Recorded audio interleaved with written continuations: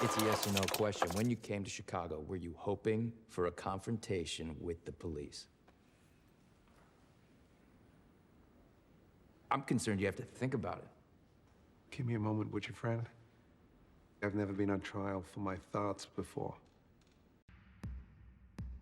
In the summer of 1968, more than 10,000 people went to Chicago during the Democratic National Convention. They were planning a non-violent protest against the Vietnam War, but as protesters were met by the police, the event turned into a bloodshed, with the shocking number of 700 arrests.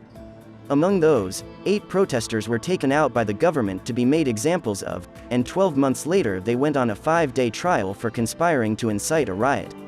If you think you've seen this story before, maybe every Monday, on your local news channel, then you'll be happy to know director Aaron Sorkin agrees with you. Or maybe happy isn't the word you would use, but you get what I mean. Sorkin's introduction to the Chicago 7 began more than a decade ago when director Steven Spielberg contacted him to talk on the possibility of writing a script about the trial. As one does when Spielberg calls you asking about anything really, Sorkin agreed and even wrote a draft in 2007, but in the end even genius procrastinate and both men decided to prioritize other projects, so the idea was tabled. It took 2016's USA approaching election to remind Sorkin of the project and re-inspire him to explore the story of defiant activists willing to stand up for their political beliefs, this time as a director. He had already done his research as part of his writing process back in 2007 and had a good idea where to take the project, as he noticed the pattern of protests being roughly repressed by the police repeating itself. Like Sorkin wrote in the production notes for the movie, the script didn't change to mirror the times changed to mirror the script. Sadly, the project remained relevant throughout its whole run, as Sorkin was already in post-production when anti-racism protests started sweeping the country following the police killings of Breonna Taylor and George Floyd. He then made changes to the film to add quick cuts to crime scene stills from Fred Hampton's killing, of 5 police officers almost smiling standing there. The idea was that having those shots and having one of them be police officers would obviously resonate today.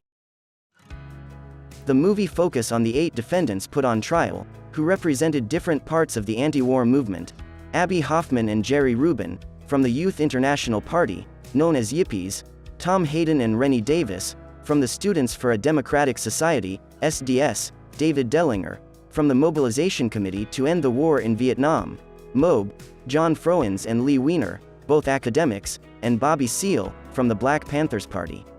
As a writer, Sorkin is known for his fast-paced dialogue. $1 million isn't cool. You know what's cool? You? $1 billion. And memorable lines. You want answers? I think I'm entitled. You want answers? I want the truth! You can't handle the truth! So, even though he had a good base to work on, he still was looking for that human aspect of the story that would give the movie its soul, and also an opportunity for him to write at least one idealistic monologue. We stood up for what was right. We fought for moral reasons. We passed laws, struck down laws for moral reasons. We waged wars on poverty, not poor people. First step in solving any problem is recognizing there is one. America is not the greatest country in the world anymore. And that came in the form of Tom Hayden himself.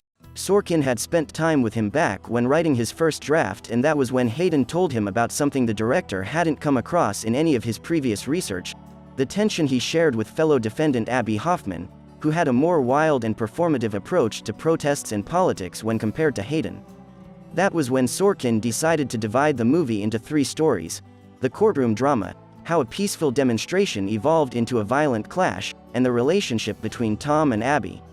In that way, the movie is not simply about the trial.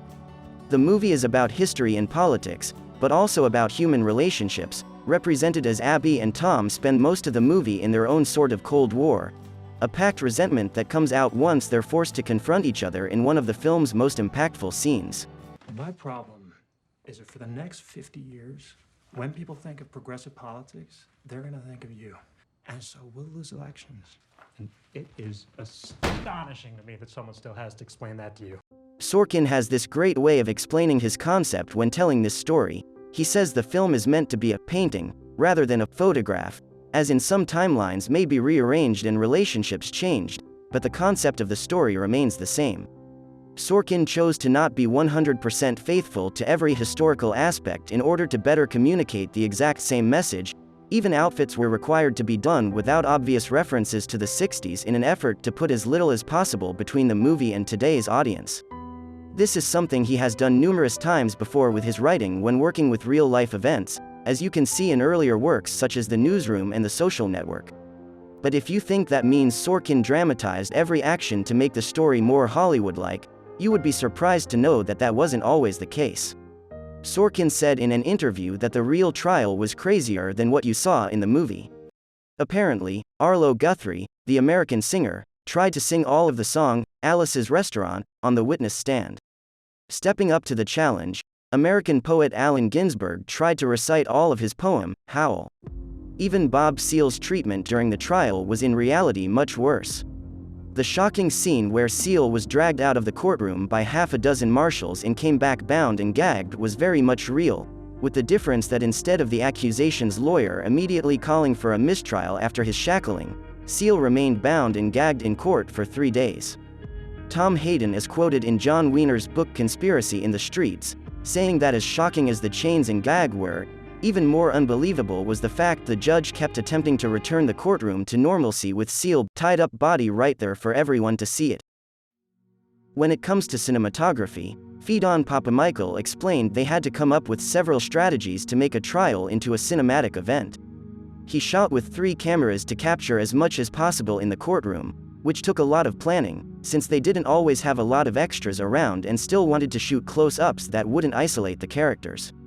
By contrast, shooting the riot scenes was more of an improvised approach, made easier by the fact that the crew got to film in the actual Grant Park, the nearby bridges, and in front of the Hilton, the site of the Democratic Convention.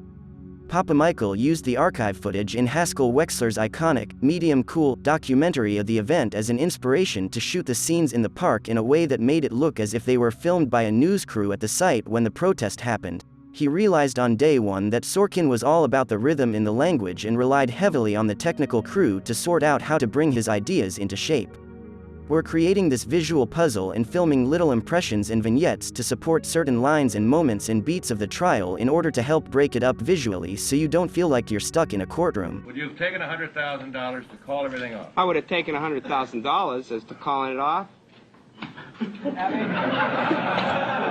Well, How much is it worth to you? What's your price? Well, how much is it worth to you to call it off? call off $1 what? million? Would you have done it for $1 million? To call off the revolution? What's your price? My life. My life. The Trial of the Chicago 7 was nominated for 6 Oscars in 2021, among them Best Picture, Best Supporting Actor for Sacha Baron Cohen and Best Original Screenplay for Sorkin. With its clever editing and captivating acting, the film manages to tell the story of a historical event as if it was happening today. It's as if you were following a news event, but with a special access to the backstage when the director wants you to. And okay, that might make it not the most impartial way to tell a story. But why would a movie have to be impartial anyway?